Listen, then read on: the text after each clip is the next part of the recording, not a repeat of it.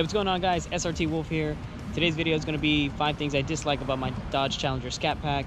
Now, the last video I made was an update video on the channel, and I talked about how I lost my previous camera. So the video quality for these videos compared to my last ones might be a little bit different. Hopefully it come out a lot better. That's the idea. But anyways, getting on with the video, these are going to be 5 things I dislike about it, because like I said, no car is ever perfect. There are going to be small things that you dislike about your car, even if it's your dream car. And it is a beautiful day here in Southern California. A little gloomy. It was raining yesterday, so unfortunately my Scatpack is a little dirty, but I hope you guys don't mind. And with that, let's get on with the video. Alright guys, so the first thing I dislike about my Dodge Challenger, and we're going to start right here in the back, is the trunk. Now, to be fair, this is a pretty big trunk compared to the other cars in its class, like the Camaro and the Mustang. But to be honest, and I do apologize, my trunk is a little dirty, but I mean, I really don't have a lot of things in here. I just have my baseball gear, and I have my car cover, and small little things like my work shoes and, you know, other stuff. And look how much space I have. Now, granted, I could have organized it a little bit better, but, you know, again, just really 2 things. I do also have my mufflers back there, but I mean, like I said, just 2 things that really take up 90% or 80% of the trunk space. Now, I do understand that these little, you know, this little area here really does take up a lot of space. You know, it is over there too. And again, it's something that you would think with a car of this size, there, you know, it would have a bigger trunk. But again, you know, just something I wanted to say. Like, I think in this whole video, a lot of the things that I decide on what I dislike are going to be things that they're very nitpicky. But again, it was really hard for me to make this video. But like I said, number 1, the trunk, not as big as I thought it should be. Alright guys, so number 2 on the list, we're going to be moving to the inside of the car. Like I said, it rained yesterday, so I do apologize if it is a little dirty.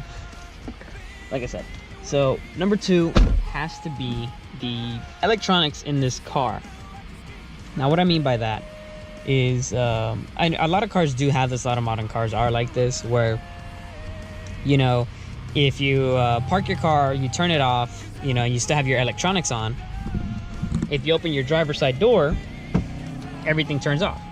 You know, normal, right? And that does not bother me. What bothers me is that, let me turn this on real quick. So, car's in park, you know, and now the car's off. Electronics are on, blah, blah, blah.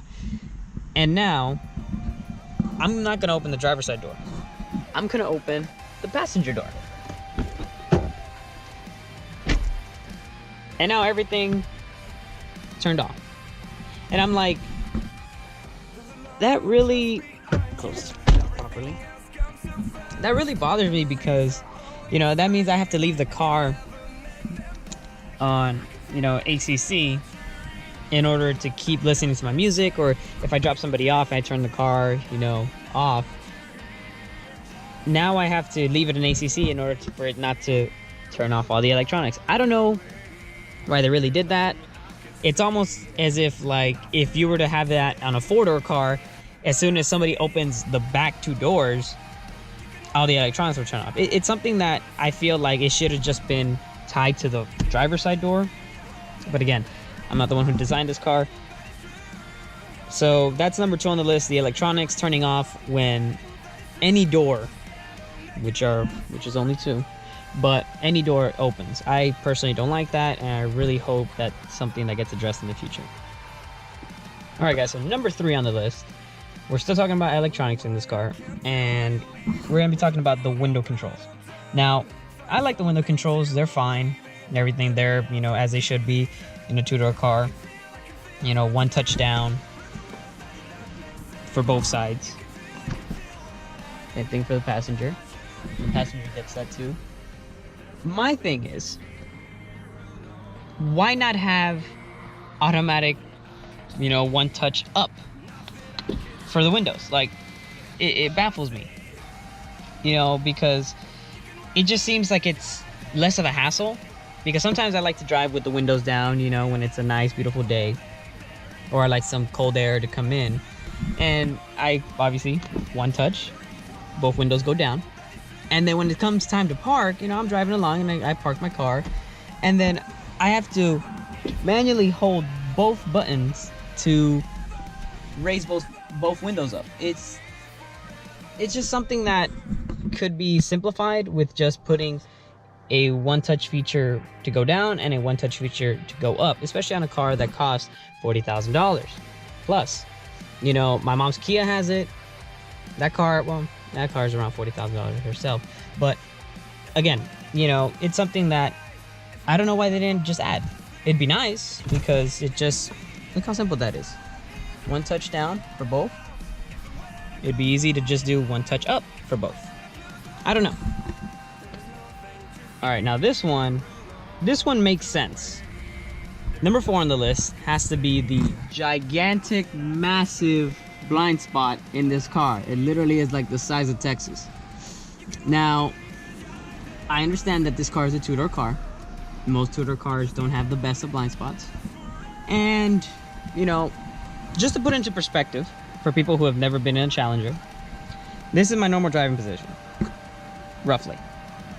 Driving along, blah, blah, blah, blah. Now, I'm going to make a right turn. Look at that giant thing right there. And the seat doesn't help. This is normally all my friends' driving positions, or should I say passenger position. This is where they put their seat. That way they have plenty of leg room and, you know, the seat leaned back a little bit. But look. This is me looking right at that window in the back. Can't see anything. And then I have that massive blind spot right there. So, I get it, it's with the Challenger design. Now, the good thing is that I do have blind spot monitoring. So that does help me a lot, you know, and the blind spot in this car isn't bad. But I figured it's something that a lot of people dislike. So I figured I'd throw it on this list. Because it is a problem sometimes for me when I do have passengers, because even then that massive window that I have here is obscured by my passenger, so it is kind of hard. So I'm happy I do have blind spot monitoring on this car, which I think every Dodge Challenger should have. To be honest, it is a great system and I love it. Alright guys, and last but certainly not least, number 5 is the lack of storage spaces in here. Now, what I mean by that is that, again, this is a boat. This is a giant boat here, right? And the 2015 refresh really did a great job in creating lots and lots of storage spaces. I mean, in the 2014s, we only had 2 cup holders, you know? They were right here, I believe, and then, you know. Now, I have up to 4 cup holders, which is good, you know? 1 for the driver, 2 in the center console, and 1 for the passenger. That's great. Obviously I have 2 more back there, but I mean, it's not like I'm gonna be putting cups back there either. But back to the point. The lack of storage space in this car. And what I mean by that, I'm talking about these little things here. These little storage pocket things here. The only thing I have in here is my chapstick, because that is probably the only thing I could probably fit in there that I will generally use in this car. You know, I have one over here, which, again, is just paperwork and not really designed to put anything else. And, you know, I do have the little center console here, which is, you know, surprisingly good. Little Dodge Brothers Easter egg there, in case you guys didn't know. But again, not really a lot of storage space. The glove box is, you know, fairly big, your typical glove box. But other than that, I mean, you have, let me open the door here. You have a storage space back here, but I mean, well, again, look what I just have there. And it is the same on the other side, but again, lack of storage space. And one more thing, this is a bonus thing that I dislike about this car. The USB ports. I get it. Two-door car, it's really just for the driver and the passenger. But you know, it'd be nice to have at least maybe an extra USB port instead of 2 for maybe the passengers in the back. Now, I'm fixing this. I just ordered a like multiple USB port adapter, so you know I can connect it right there, and you know I have 2 USB ports there, and then I'll connect the other one in here, the volt outlet there, and I'll have about 4 other ones for the passengers in the back, and I'll be using my little Velcro and some special adhesive to have it hanging around there so the passengers in the back can charge their phones. Because the thing I don't like is that these 2 USBs here, they're constantly fighting with each other on the Apple CarPlay. So, you know, that's my thing. But like I said, those are 5 things I dislike about my Dodge Challenger, guys. A lot of it had to do with the inside of the car. Yeah, again, I'm pretty sure I was just being very, very nitpicky. So I hope you guys do understand. But again, let me know in the comment section down below. And if you like this video, hit that like button. As always, guys, hope you enjoyed the video. This is SRT Wolf signing out, and I'll see you guys in the next one.